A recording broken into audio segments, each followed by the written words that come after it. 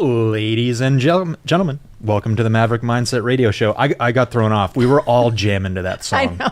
I'm Adam Williams. And I'm Ashley Muckinhaupt. And this is the radio show for the dreamers and doers. It's for those who are willing to step into the arena. Some call us the crazy ones, the misfits, the rebels, the troublemakers. We don't accept the status quo. We leave the world better than we find it. We approach each day with an enthusiasm unknown to mankind. We maintain a rational optimism about the future. This is the Maverick Mindset Radio Show, brought to you by me, Adam Williams. We're back. Yeah. Is it episode 10? Yes. Double digits. Yep. It's made it. Milestone. We didn't get thrown off. Everybody took the under on that. All right, this is going to be a great episode today. Because it's all about you. Yeah, this is going to be my favorite one. We're covering my favorite topic, me. It's going to be awesome. Perfect. All right. Let's get the deets out of the way. Yeah, let's do some housekeeping. Yep. All right, so we are streaming live right now. Mm-hmm. Blowing your minds every Wednesday at 9, going live at 9:05. Maverick Mindset Radio on Facebook. So that's where many of our listeners are tuning in. Some really fun interactions on that page when we're live. And then, of course, the episodes are getting uploaded to Spotify. Yeah. So, and we're live on YouTube, although we're still getting the details worked out on that. So probably later today, if I remember, I'm going to go through our Facebook page and share our Spotify page and share our YouTube page account, because we got to get those subscriber numbers up. We were driving in this morning, and Penny, who's turning 7 in a couple weeks, said, "Dad, are you going to get a play button from YouTube?" And that's like I think that's like 1 million subscribers or 100,000 subscribers. She knows that. She spends a lot of time on YouTube, like a lot of kids. And actually, where she does her piano lessons in town, they've got a couple on the wall, right? Because they're big time. So she knows what it's all about. She knows how much I love trophies. So also maverickmindsetradio.com. We've got the Maverick merch out there. I am still using my Maverick Mindset Radio notebook. This thing's awesome. I'm carrying it everywhere with me, because every time I have an idea for a show, I pull this thing out and jot it down. So use the code Maverick10 for 10% off merch at maverickmindsetradio.com. I don't think anybody's bought a sticker yet, but what? I have to buy a sticker. I'll go buy a couple. I'm just going to put them on random cars and see what happens. All right. Great. You ready? Yeah. Gotta, let's see, the quote of the day. Are we? Yeah, we are leading off with the quote of the day, because that actually relates It goes into our topic. Yeah. So we were talking about what quote we should have, and we thought it should be a quote that I say a lot. Yes. And I don't remember if it was you or if it was Chrissy, my assistant, but the quote was, "If it's not on the calendar, it doesn't exist." Yeah. And that seemed not to be appropriate for today's show, but then we thought about it, and it's like, no, this makes sense, because here's what we got going on. So I say this all the time: if it's not on the calendar, it doesn't exist. Yes. I live and die by my calendar. Yes. So like, if it's not on there to pick up my kids from school, I'm gonna forget. Yeah. And if there's no drive time, I'm gonna end one meeting and be late for the next thing. I remember when I used to forget the drive time. Yeah, it's a persistent problem for sure. But even like when I do interviews now, if the interview questions aren't on there as a separate event at the same time, if I don't have the person's revenue in front, like it doesn't exist to me, because I'm not going to have the time to go and find it. So, but why is that important today? Because there's an event that you need to put on your calendar so that it exists, and this is the official book launch, June 4th, next Tuesday at 4:30 p.m. And today, obviously, we're going to talk about this, the book and the launch, but I'm doing a live event. We are going to deeply discount the book. We're going to have some giveaways. I got some really cool, I actually have a chapter of the book that I wrote that isn't published in the book that we're going to give away. Nice. And then for folks who purchase the book, we're going to do a little bit of a raffle for some really, really cool stuff. So yeah, next Tuesday, June 4th, 4:30 p.m. Actually, while I'm saying that, I'm going to go on the Facebook. Yeah, where are we going to put this information? I'm going to go on the live stream right now and put this in the comments, and then of course we'll share it on the page. But would love to see people register for that. It's going to be a really good event. I've put a lot of time and effort into this book, as we're going to talk about today. A lot of really valuable stuff in there. So next Tuesday, June 4th, virtual event, 4:30 p.m. All we need is your name and email address. You can put it on your calendar and tune in, and it's gonna be cool. Yep, we got giveaways. got giveaways. It's going to be, I'm teaching a couple lessons from the book. And yeah, I'm really excited about it. Free lessons, people. Like. Yeah, and it's interesting too, because like I'm trying to figure out the best way to approach this, and I wanted to do an in-person event, and we probably still will do some book signings or something like that. But there's so many people that I've been talking to this book about all over the country that I'm like, yeah, I got to do this virtual, and we'll be able to have more people sign up for it. So really looking forward to that. All right, I lost my run of show. We're gonna get more into the book, but. You're our guest today. So yeah. So that was part of the reason I sent you to grab breakfast sandwiches before the show. I'm like, maybe she'll be late and I don't have to be in the guest seat today. Oh yeah, I should have made you sit here. We should have switched. No, because the topic is Adam has a book. Mm-hmm. What's the name of the book? Everything Your Kids Wish You Knew About Owning a Business. Nice. And for everybody streaming live, it's on the camera. There you go. It's only 100 pages. It doesn't look. So I should have used a bigger font or something, but yeah. So, because you're our guest, you get to do the guest interview questions, which kind of isn't fair because you helped write them, but hopefully you don't remember because it wasn't on your calendar. Savage. A lot of truth to that. Yes. So I get to ask them. I get to ask them all. So we're going to go through the regular interview questions, and then we'll talk about. Oh, you've got harder hitting questions. I got. You were writing furiously this morning. Well, I had them on. I was thinking of them yesterday, so they were on my regular, yellow tablet. But I needed to get them in here, and I'm sweating. I'm nervous. Like this is because you don't like being on the spot. I do like being on the spot, but I know that that I like being on the spot, and I feel like you're going to try and throw me off. But we'll see how this goes. So let's do the standard questions and then get into the meat of this thing. So.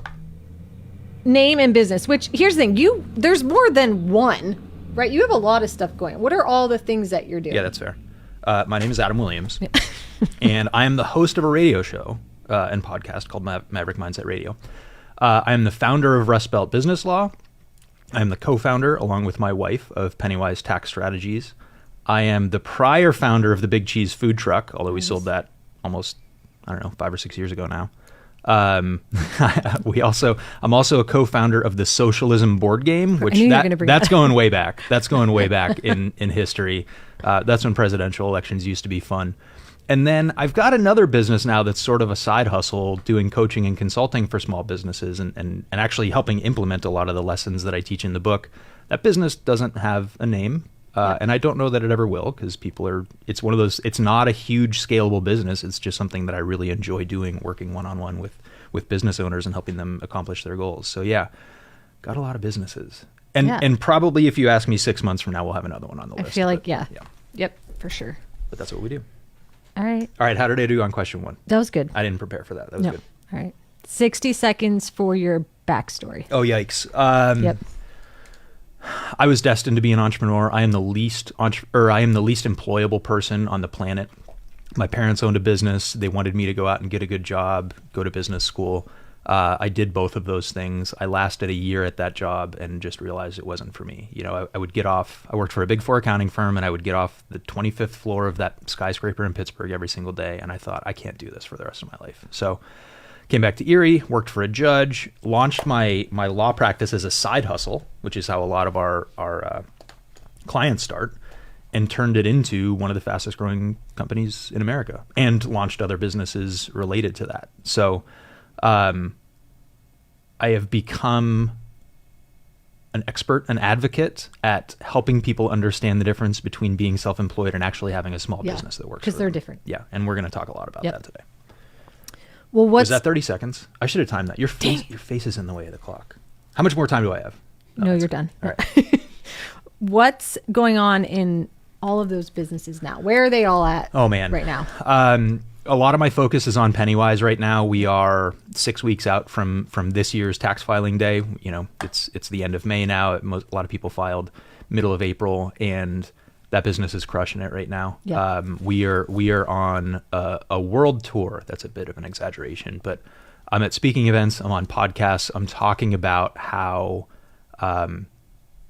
small business owners can expect more from their accountants, and it's not just tax prep, it's helping them save on their taxes, and that message is being really well received. Yes. I'm actually on a podcast tomorrow from someone who saw me speak and said, I got to get you on my podcast so that my listeners can hear this.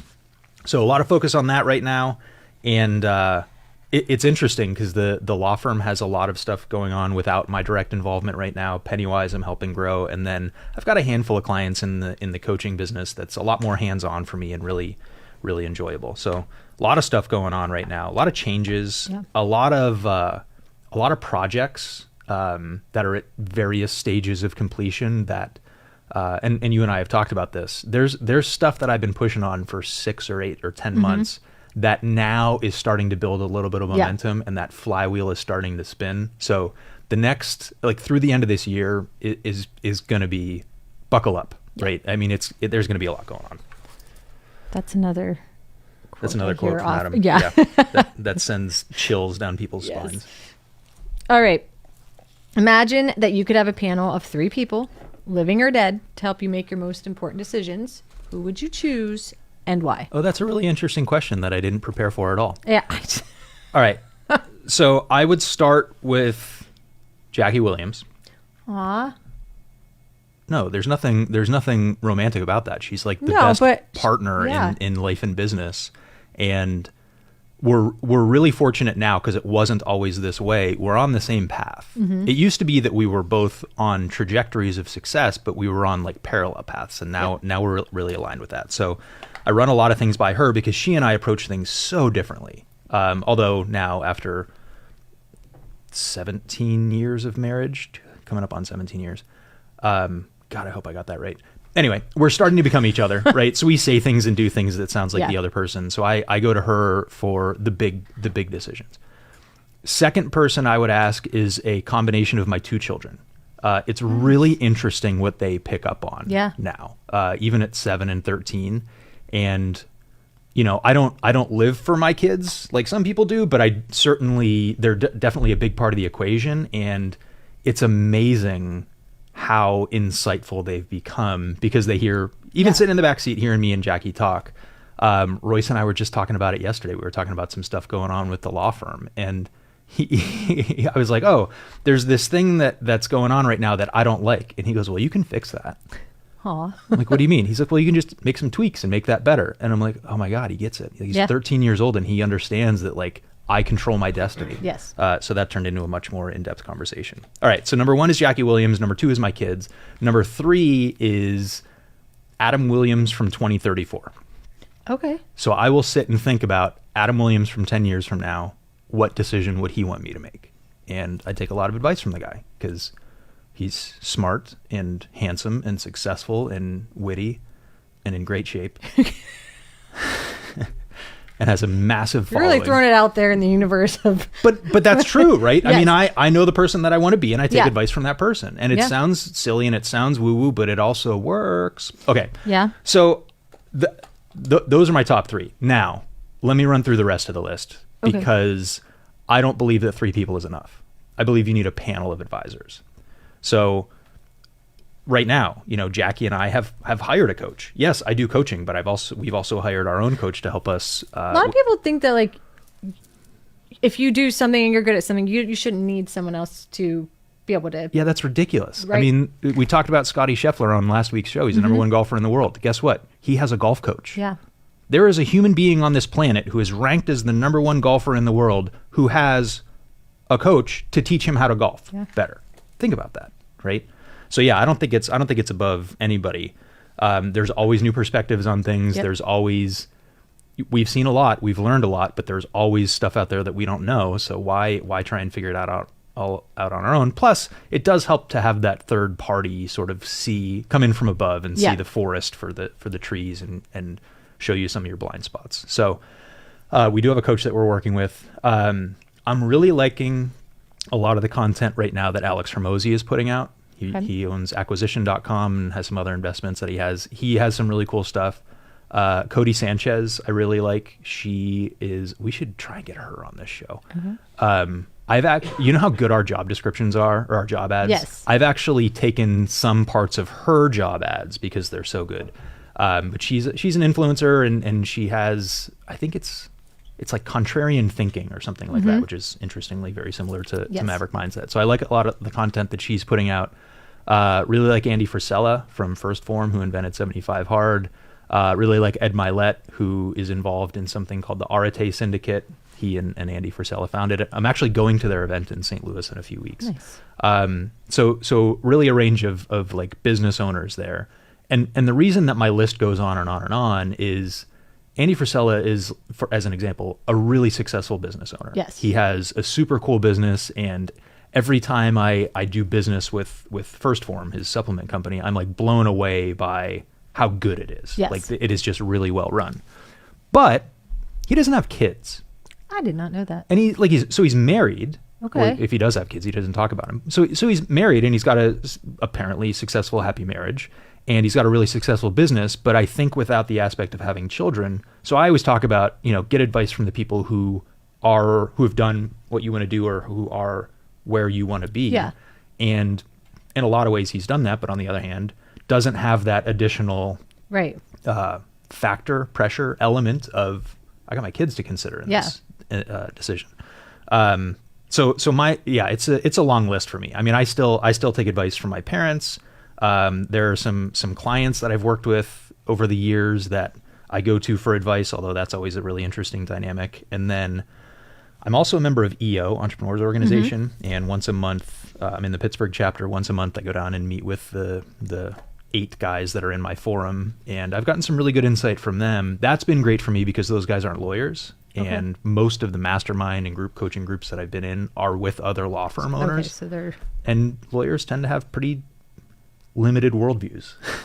I'll give you an example. We're going way off track, but I'm on this listserv for solo and small firm lawyers in Pennsylvania, and a woman attorney posted, "I want to launch a newsletter. What advice do you have?" And literally the first 2 people said, "Oh, well, make sure that you have a disclaimer saying that you're not giving legal advice because you don't want somebody to take what you said in your newsletter and go and screw it up and sue you." And it's like, are you kidding me? Like, that's where you start with this? Yeah.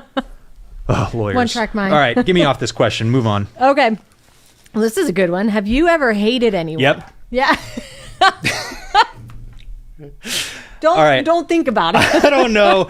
I don't know that I've hated, but I hold grudges.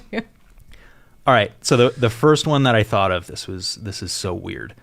When I was so I went to the University of Michigan for 2 years. Okay. I transferred back to Behrend, and I had this chip on my shoulder, right? And why?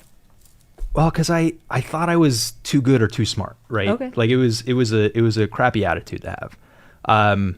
But I decided one semester I wanted to get a 4.0.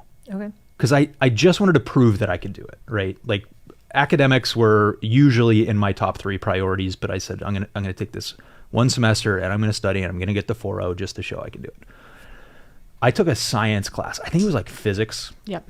It might not have been physics because I was pretty good at that from high school, but I took this science class with this teacher who also taught at Central High School back before it was Erie High. So he would come out to Penn State Behrend and teach this science class.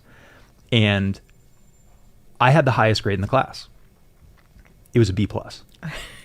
And he ruined my 4.0. Oh no.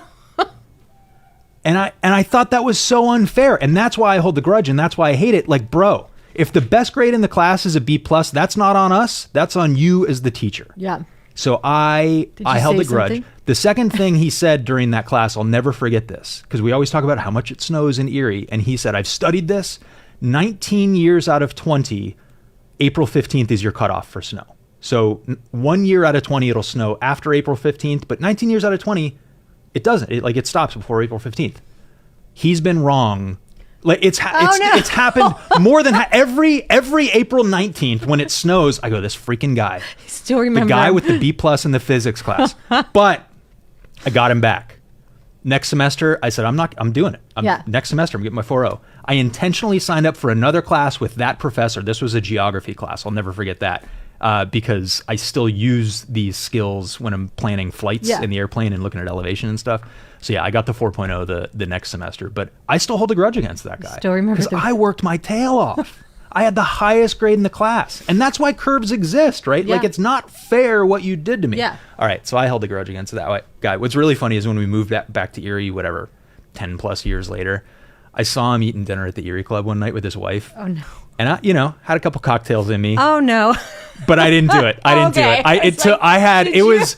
If he taught me nothing else, he taught me self-constraint, because I was ready to accost this dude, but I didn't do it. All right. Like I hated that guy, because I have it's very important to me that people are treated fairly. Yeah. And I didn't believe that I was treated fairly, and that affected me to my core. I wish I remember that guy's name. I'm sure it'll come to me later, but I try not to think about him too much. My Aura Ring is picking up my heart rate right now, and it's probably like sending a warning on my phone. Well, he left an impact, that's for sure. I hate it. Okay. If you had to do it all over again, what would you do differently? Oh man. I would go so much faster. So much faster. Why? I would implement so much faster. So if you want to make, I believe that anyone is capable of making $100,000. But here's the thing. It might take people 4 years to do that. 25,000, 25,000, 25,000. And over 4 years, yep, I made my $100,000.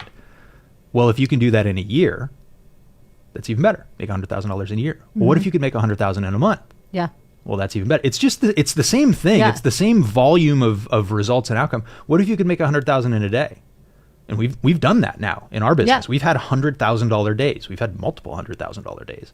So the getting to your destination faster and repeating those results faster it brings more success. Yeah. And I think that I would surround myself with more of a team that gets that just wants to push and push and push and launch the thing and see what happens. Yeah. It turns out that the things in my life that have brought me the most success are the things that I've launched before they were ready. Like without question, we could rank the top 10, and every single one, I just got it off the ground and went with it and tweaked and adjusted and things like that. But I would absolutely move faster. And it's actually a big challenge for us now, because people get used to the rate at which I move now, which is a little quick, right? Yeah. Faster than most. And I want to double it. I want to triple it. I want to 10x it. So like, let's go. And it's challenging because people can act as anchors. Yeah. Could you get scared? Well, whatever I don't know what your excuse is, but but yeah, I mean, that's, so if I had to do it all over again, I would go faster. I would do the things more quickly. If I say, think bigger. If I say I'm going to launch this in 6 months, let's do it in 3 and see what happens. So, well, Jackie sent me a podcast yesterday. I was listening to it, and I forget what it was called, but I think the guy that was in that, he works with Tony Robbins, but he was talking about how when he growing up, he used to watch his dad worry and stress about making $100 and would spend so much time on how to just make $100. So he, from a young age, thought, well, if he's stressing this much over $100, what about like more than that? Mm-hmm. Like you said, $100,000, like thinking bigger. So he had this mindset about not stressing over like making that little decision in the little amount. Yep. And just going big and figuring out how to make that large amount a lot quicker just going for it. My parents used to say it's the same game. It's just a matter of zeros. Yeah. Right. Yeah. And there's some truth to that. Although they used to also sweat some of the smaller stuff. I actually caught myself the other day. So I learned this phrase in like 2018 or 2019, and it actually took me a couple years to understand what it meant. But these folks used to say, "Oh, we order from the left side of the menu."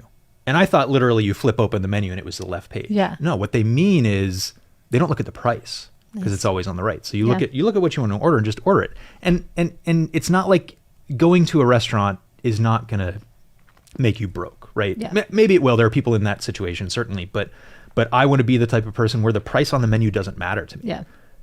When I was in Chicago a week and a half ago, I went out for drinks with a guy that's actually in the Andy Frisella, Ed Milet, Arete syndicate with me. I'd never met him, but we connected through this group and we went out for drinks. The cocktails were $30. Wow. And I was like, holy smokes. Like I usually don't pay attention, but I saw that on the menu. I'm like, I was not ready for that. He bought two, which was even more awesome. Another reason to order from the left side of the menu. But yeah, that's a good example. I mean, that I don't want to worry about how much that drink costs. Yeah. I want to worry about how am I going to bring in my next 10 clients? How am I going to make my next hire? How am I going to generate the next $100,000 of revenue so that I can move on to the next thing? That's where I want to be spending my time, not, oh, it's an extra 49 cents for the slice of cheese on my burger. Yeah. So yeah, I think my guess is you're talking about Dean Graziosi, because I think he was on Ed Milet's podcast recently. I wonder if that's what she sent me. Could have been. Yep. It was good.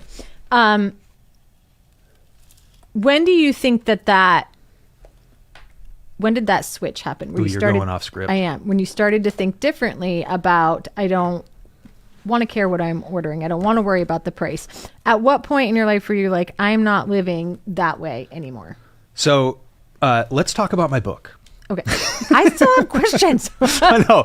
So this is really an abundance mindset. Yeah. And so this was probably 2019 for us when we started working, especially with David Nagel.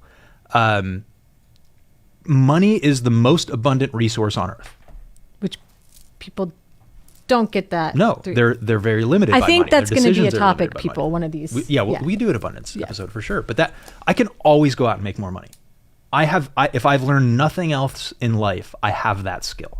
Okay. So I can always go out and make the money that I need to make or want to make if I want it bad enough, which was episode number 1. So that's what I had to realize, right? I can never get more time. I only have 168 hours in a week. There's nothing I can do to increase that number. Maybe I can do more to live a longer life. Right. Although I could also walk out this door and get hit by a bus, right? So I will never be able to get more time, but I can always get more money. Okay. And having that realization and then being able to set the plan and work the plan and implement and persist to go and do it. One of the questions I love asking successful business owners is, if you lost it all, how long would it take you to get it back? Yeah. And for all of them, it's so much faster and better, right? They've learned all the mistakes. They know what they need to do. They know what they don't need to do. So that abundance mindset really made a big difference. And it's such a huge shift because money is always so limiting to people. It's where they look at the price on the menu and go, I'm not ordering that. I don't want the $30 item instead of the $17 item. So people are afraid of that. If I fail and I were to lose everything, I think there's that block of like, that's it. Like that, there's no coming back from that. Yeah, it's an interesting concept because I don't really fear that because I know I could get it back. There would be the temporary embarrassment of like the Porsche getting repoed, right? We don't want that. But I'd build it back better without the baggage. Although I heard really good advice from someone as we were building our ERC business and really scaling that. A friend of mine who owns a business in Phoenix said, Adam, like you don't want to have to get rich twice. Yeah. And I thought that was really good advice of like, okay, we better build up the war chest a little bit and have allow this to be, the entry into the next chapter of our lives. So yeah, good question. I know. Are we still on the interview questions? Yeah, we are. We're getting through them. I just have a mixture of... You're all over the place. Yeah, I am. All right. Well, what keeps you up at night? But in addition to that, what is your fear? What scares you? What's your fear? What keeps me up at night actually comes back to the speed of implementation. I know there's so many more people we could be helping. Yeah. And I was just on another podcast recently called the One Starfish podcast, which I think is a really cool title because if you don't know the parable, it's about, somebody walking down the beach and throwing these starfish into the ocean. The other person says, well, why are you doing that? There's hundreds of thousands of these things sitting here. And the other person tosses one in and says, well, I helped that starfish. Tosses another one in, I helped that starfish, right? I need to increase the rate at which we throw the starfish back into the ocean. Yeah. And that really keeps me up at night. I know we could be doing so much more. And as a result of that, I'll make more money and I'll do cooler stuff. But the reality is like so many business owners are out there struggling and I want to do more to help them. It's part of the reason for the show. Like, let's get this message out there. Let's get this word out there. And that really keeps me up at night is I know that I'm not anywhere. Ooh, you ready to blow some minds? Yes. All right. Imagine you die. Okay. and you go up to heaven and is it St. Peter? St. Peter's sitting at the gate. And he says, all right, before I let you in, he hands you a cell phone and he goes, I want you to watch this video. And this video is what you could have become had you reached your full potential. Oh my God. So like, I know I'm not anywhere near reaching my full potential. And it's simultaneously really exciting, but also pretty disappointing, and it keeps me going. So like that perspective. It's a good. How many people do you know are getting anywhere near reaching their full potential? It is a small list. In fact, I bet the list gets shorter every single day. Yeah. Just because of the way that society is going. Yeah. We need another segment on Adam's, what is it? The downfall of society? Yeah. Whatever it was. We'll do another one of those. That's such a good question to ask yourself. Like, it puts things into perspective. Like, a little bit. Yeah. Kinda it'll when you want to, I'm into Brooklyn Nine-Nine right now. I don't know how old that show is, but I'm on season 1. And when Netflix is like, you want to watch the next episode? I'm like, yeah, I'm good with 1. Let's get back to it. All right. But you didn't answer what is your fear? Oh man, it's hard for me to even articulate. I know that I have them, but I'm not aware of them, frankly. Because I think most fears are complete BS. They're made up stories. You hear the rustling in the woods and you're like, oh my God, it's a bear. Yeah. Because that's like, as human beings, we have to have that instinct because that's how we survive. And then I look over and it's just my wife's dachshund, right? Yeah. Like rustling through the leaves, or a squirrel. It's not a bear. So fears are usually, there's a stupid acronym. What is it? False evidence appearing real. So we make up this story in our head of this horrible worst case scenario of things that are going to happen, and it hardly ever happens that way. It's like the plane crash. Yeah. 17 things have to go wrong before a plane crashes. It's not usually one thing. It's usually a whole bunch of things that stack up. So yeah, I don't know that I have a lot of fear. I know that I still worry about what people think about me, but I know that I've taken huge strides in getting over that. But I know it still exists and it'll never go away. All right. Well, why someone like you, right? Mm-hmm. Why do you care what people think? Oh, that's a good. I mean, we all do, and I don't know why that is. What is it that like triggered? Like you're like, oh. I'm sure that we need to have. I'm making this up. This is not backed by science, but it's going to sound good enough that people will believe it. I'm sure that we have a need to belong. Yeah. Again, as a survival thing, right? We need to be part of a tribe so that we don't get murdered by whatever, the saber-toothed tiger, or the bear or whatever, right? So we need to belong in order to just even live, right? And so if we're outcast, if we're judged and not welcomed, maybe our subconscious thinks it means death, right? You don't get to enjoy the hunt. The results of the hunt. You don't get to enjoy the what we got from the farm. Like, you're not welcome here, you don't belong. So it could be that. I don't know. That's somebody go and research that and figure it out for me. Yeah. Like, why is it that we're so worried about being judged? Well, because like I said, everybody has that. Oh, some way worse than others. Yeah. Yeah. Where you're, all right. In fact, I bet social media is making that a lot worse. Oh gosh. Yeah. I bet, because that, like, if you don't, the people who are like, oh, felt cute, might delete this later if I don't get enough likes. I haven't done that. I'll let that photo float out there with only 1 like on it. I don't really care. Yeah. But it affects some other people. Well, you have on social media, there's a way bigger audience judging you. Oh my God, people on TikTok are savage. Are they? Yeah, See, and I'm not on the TikTok engage. Yet. I engage because I got like, let's go, right? And it always devolves into me accusing somebody of living in their mom's basement. But yeah, like it's. I wish I had something better than that. But somebody actually dug deep the other day. I cannot. I posted a video the other day, and somebody dug deep and found an old website that I had. No, they did not. And I don't remember. Triggered someone. Yeah, I really did. It was awesome. Like, if I am in your head, if you went and found this, it was really good. So what they don't know is Adam Williams absolutely enjoys that. Oh my God, it's bad. It's bad. I'm teaching these. I'm coaching Royce's soccer team. And it's 14 and under, and these kids can talk some trash, and that is one of my strengths. But it's also totally inappropriate for like a youth soccer league. So you talk about self-restraint. I am exercising a lot of it.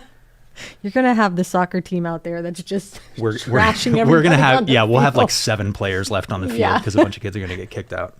Sorry, parents. That's so funny. All right, what do you want to be doing in 5 years? Oh man, I want to take the impact and multiply it. I want to be on that stage in front of 10,000 or 50,000 or 100,000 people, and have them leave that room, that event, that stadium, and implement it in their lives and talk about it 6 months later. Yeah. Like, I want to have that impact. I also want to be able to fly my own plane to that event and get off. But I think that's it. So, and I think about, 5 years from now, we've done this exercise even on this show. 5 years from now, Royce will be 18. So he'll be graduating high school, going off to college, theoretically. Penny will be 12. So she'll be about Royce's age. So yeah, I mean, that'll be interesting. I will want to have some freedom so that I can go and visit Royce at college. I'm sure I'm going to need time for all of the activities that Penny is going to be involved in, although there's plenty of them now. So that's it. How do we take the impact and multiply it? That's 5 years from now. Okay.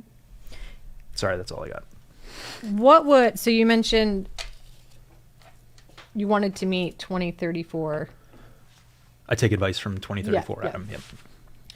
So what do you think 2034 Adam would tell 2024 Adam? And what would 2024 Adam tell, it's 10 years ago, 2014 Adam? Good math. Yeah. 2014 Adam would be blown away. Yeah. Because I didn't do this exercise back then. I didn't take advice from 10 years from now Adam. So when I was 31, it's funny. I was 29, I made a list of 30 things I wanted to do before I turned 30, right? And I think I did 18 of them. And then I made a 40 under 40 list. But I didn't complete it because it was like, well, I don't at 30 want to decide when I want to do at 30 and 39. But I started this list and I still have it. And it's kind of funny because some of the stuff was kind of a joke. Yeah. Some of it I've abandoned, some of it I've accomplished, and some of it I have yet to accomplish. So it's funny thinking back then, like one of my goals was to be able to put my kids in private school. Yeah. Because at the time, Royce was still in preschool. Okay. Well, now our kids are in private school.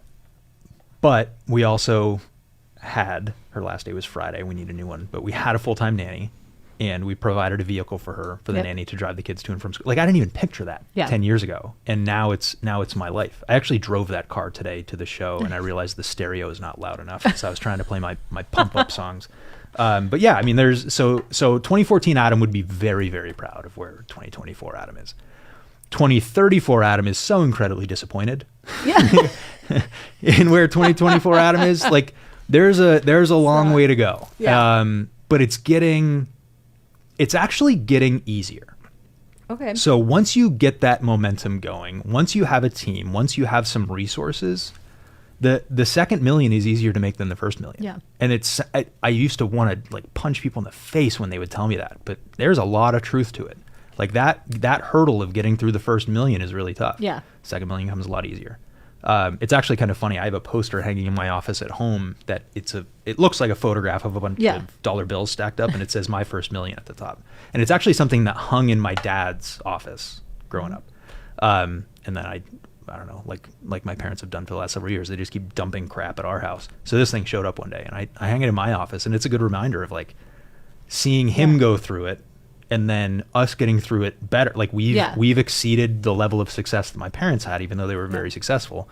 It's a good motivator, which is also another reason why I wrote a book called Everything Your Kids Wish You Knew About Owning a Business. Why did you write the book? Oh man, that's such a good question. So I felt like I had an unfair advantage. Okay. So like my grandfather was an entrepreneur. My parents were entrepreneurs.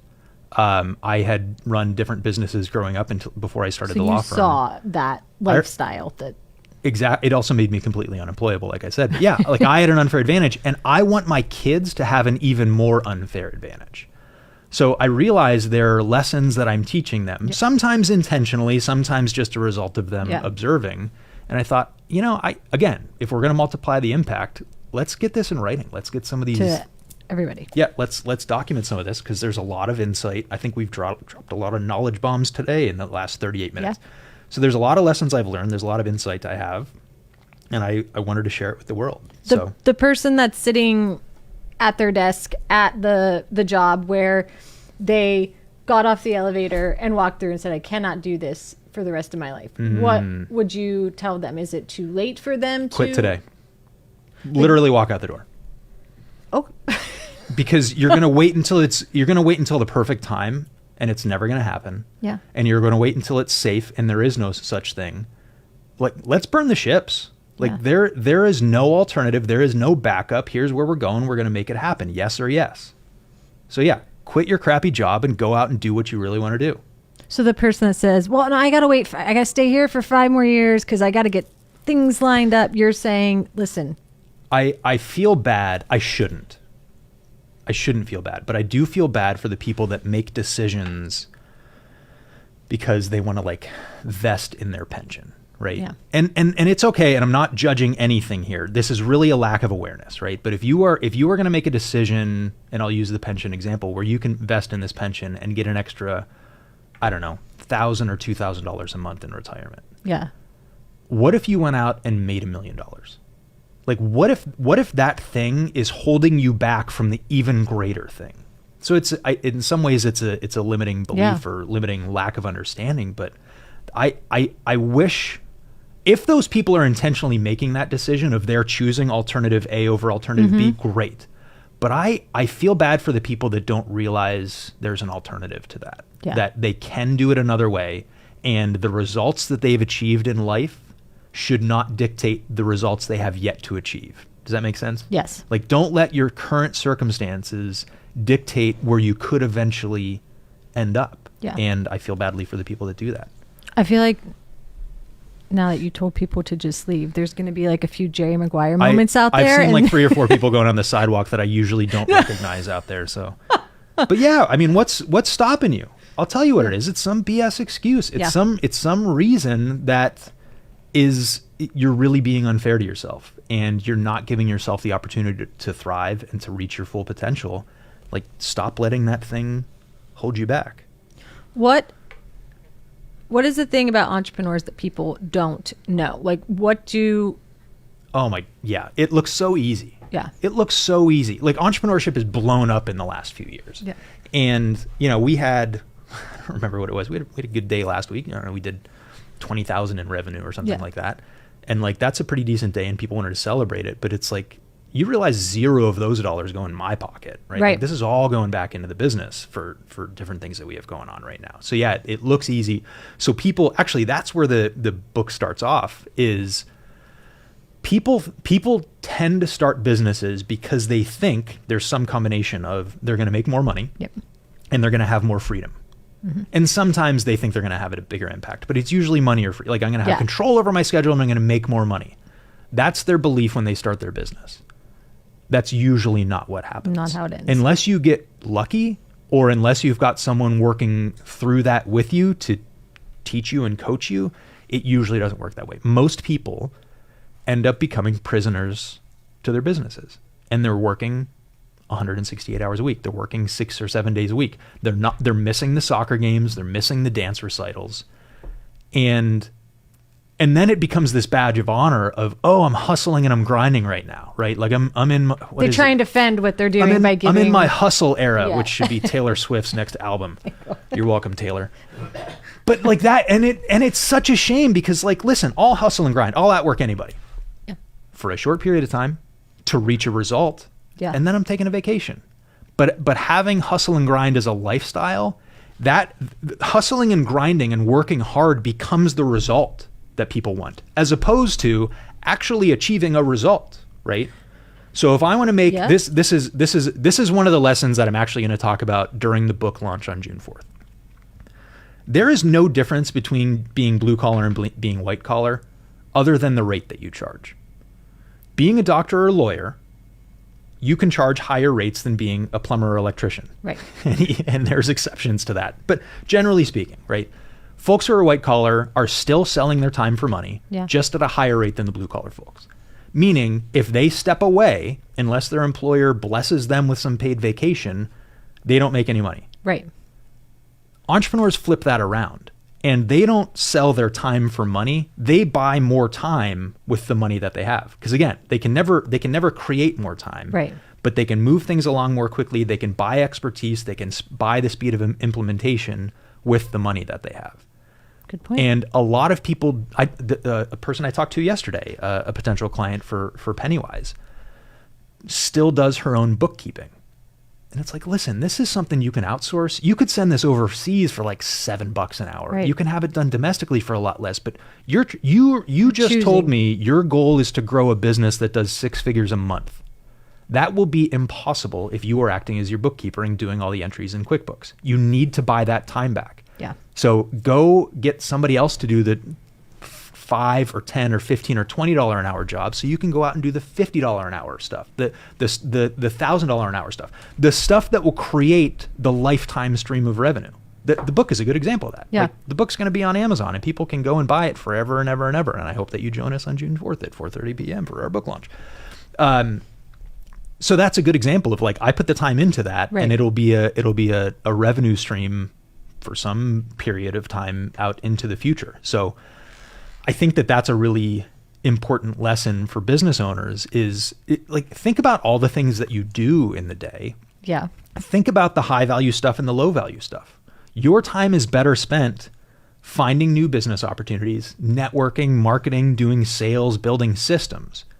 Your time is not best spent making the coffee at your coffee shop. Your time is not best spent doing the landscaping at your office. Like, those are low value, low cost activities that can easily be done by someone else. Do you think they get stuck in this mindset of being like, well, I'm saving money by doing that, and so instead of hiring out and spending money that I don't have right now, I'm saving by doing that, but in the long run, they're actually stopping themselves from progressing forward. Yes, they're getting a concussion because they're smashing their head against a ceiling that they will never break through. Yeah.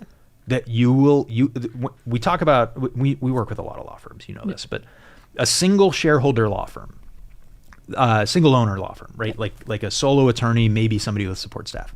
If they're doing $250,000 or $300,000 a year in revenue, they're doing very well. And they're probably working really hard to do that. So the American Bar Association says that the average solo lawyer, meaning when it was me and an assistant, bills 1.2 hours per day. So in an 8-hour workday or more, they bill 1.2 hours. Like, that's what they bill and collect, because they've got to answer the phones, and they've got to write the letters, and they've got to make sure there's enough toilet paper in the office, and all of those other things that aren't billable activities. Yeah. And so the really well, I shouldn't even say the really successful ones, but the sort of the biggest stage of growth that they can get is probably 250 or 300,000. There are some who do more than that, and it's because they work harder. Yeah. And then there are single shareholder law firms where they grow actual businesses that do $1 million, $5 million, $10 million a year. Imagine how much better that person's life is. It's the same profession, but it's the difference between being self-employed and having a small business. Yeah. If Tyler's listening to the show, he detailed my wife's car Monday night, right? Memorial Day, supposed to have the day off. Yeah. Came out, did a killer job on the car. Shout out to Tyler. Charged a really low price. But, like, he's also married and was spending the holiday away from his wife. Maybe she was working too. But, what if there was a team of 3 people that went out and washed these cars for you, detailed these cars for you, and you could be out finding more opportunities. You could be out doing the things that you want to do and scaling the business. Now you're cleaning probably more than 3 times as many cars because those 3 guys, it's their full-time jobs, and you can get back to the stuff that you really want to do. Maybe he would even still occasionally detail cars. Like, there's still cases that I like handling, even though the attorneys in our office handle a lot of them. But yeah, that mindset of white collar versus blue collar versus entrepreneur. First of all, becoming aware of that distinction. Mm-hmm. Second of all, deciding if you actually want it, because there are people that do want to hustle and they do want to be the ones in their coffee shop. Does something for them. I'll tell you what job I would do. I joke, I want to get back to pizza delivery. Like, that was my favorite job of all time. Yeah, that was my favorite job, except I would do it in a Ferrari. What about it? Just driving around, listening to music. Yeah. Like, seeing people are, nobody's angry when you deliver a pizza. No, to them. They're like, yes. I would also pump gas. Like, if I lived in Key West, I would work at the marina and pump gas in the boats. Mm-hmm. Not cars, but boats. You know what I did over the weekend that I'm like, man, could I do this for a living? I pressure washed the deck around my pool. Man, you talk about deep work. You talk about hyper focus. Like, you just get in the zone and it's going back and forth. And then you can, like, the thing runs out of gas after 20 or 30 minutes and you got to fill it up, and you fill up the gas tank and you look back and you say, look what I've done. It is so fulfilling. It's such a great job. And if it's like an 80-degree day, it keeps you cool and you keep the headphones in. Anyway, there's nothing wrong with doing that work. 2054 Adam will either be delivering pizzas or I'll be pressure washing boats at the marina. 2054, Adam. Let me think about that. That's 20 years from now. Is that right? 30 years from now. 30 years from now. Yeah. I don't know. Maybe. I'm certainly not doing anything to limit my options at this point. Right. So yeah, maybe. Well, I got a pizza from you in 30 years. Yeah. All right. Can we pitch the book launch again? Yes. So I actually finished writing this about 6 months ago. And it took a really long time for us to finally get it formatted and tweaked, and we got some different URLs in there that we had to build things out for. So it took a while to get it going, but now it'll be out June 4th at 4:30 p.m. We're doing the virtual book launch. Again, discounts on the book on that day. And full disclosure, like, I want people to join this. Yes, I want them to buy the book, and yes, we're going to offer a deal on it. In fact, I'm going to sell it at a price where I probably end up losing money, because we're gonna game the system a little bit. And I think if we get enough people on this webinar, we'll hit the Amazon bestseller list in That'd be good. in a certain category, right? Or certain categories. So, like, yes, I want you to buy the book, and yes, I want you to read the book, and yes, I want you to implement these lessons, but also you'd be helping me out a little bit. And if it's somebody that is thinking about, who does it appeal to most? Is it, if you're thinking about starting a business, if you have that desire to, is that a book that they should be buying? Yeah. Well, I'm a little biased, but yeah, of course. And what I think is really interesting is when we talk about if we lost it all and had to start it all over again, we would do it faster. Yeah. Life is too short to make all the mistakes on your own. Yeah. So why not learn from somebody else's expertise? And again, I like this. The book is about, like, this generations of knowledge that I've gained on this stuff. Like, it's really unfair for me. So let me share some of that wealth. So yeah, discounts on the book. We'll be doing some giveaways. We've got the unreleased chapter, which is really exciting. It's actually a really good one, and I question why I didn't include it. And then we're gonna raffle off some stuff for some folks who actually purchased the book. So we've got the link on the Facebook stream. We'll post it on our other social media accounts. So would love to see people sign up for that event on June 4th and support the book launch. Yeah. All right. What else is on your list? Questions or, I mean, I had so many. How much time do we have, Jewel? 2 minutes. Couple minutes, yep. Oh, gosh. Okay. Well, Royce and Penny. Yeah. Do you want them to be entrepreneurs? And if so, if they came to you and said, this is hard, I don't know what to do, like, what is your advice to them? I don't necessarily, there's only one thing I've told my kids I will not support them in. Well, there's minor things, like I would like them to avoid tattoos, but we'll save that for another day. They can do anything they want except go to Ohio State. Like, I will not pay their tuition if they go to Ohio State. Other than that, I'll support them in what they do. Okay. And if they came to me and said, I want to get a job, I'd be okay with that, as long as it is an informed, examined decision, right? You know my belief that entrepreneurship is the true path to freedom. Right. And it's the true path to achieving real success. Personal, professional, and financial goals, like time, money, and impact. How much money do you want to make? How do you want to spend your time? What's the dent that you want to put in the world? And I think if they look at that and make the decision that they would rather work for someone else, fine. But maybe that works out for them, or maybe they try it and decide it wasn't for them. But I at least want them to understand the opportunity cost, and I want them to understand the alternatives, and I want them to make the best decision. So, for example, what type of person or company are they going to work for? If it's the giant corporate soulless behemoth, man, I'm probably going to help them make a better decision. But if they want to go and try it, go for it. What's the worst that can happen, right? So yeah, I think that's important. And although I actually wonder if I have to do the opposite, and I have to tell them the opportunities they could have by getting a job working for someone else. Right. Like, maybe you go out and work for somebody for 5 years to learn everything, and then go launch your business. I'm wondering if at this point in their lives they won't even consider working for someone else, just because they've seen, like, as long as they understand and appreciate what we have going on. Like, I love when Penny gets in a first class airplane seat and drops the goldfish crackers all over the place, or gets on an airplane and is disappointed that we're not taking our airplane somewhere. Right. So yeah, I love that. So, this is a good show. Yeah. Was this the best one yet? It was the best one yet. It was my favorite topic. It was good. Yeah. So yeah, I like asking questions. We didn't, it wasn't as organized as it was going to be, but we did cover a lot of topics that are going to be in the book.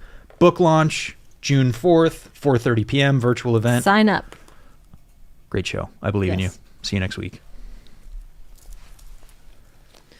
That was good. That was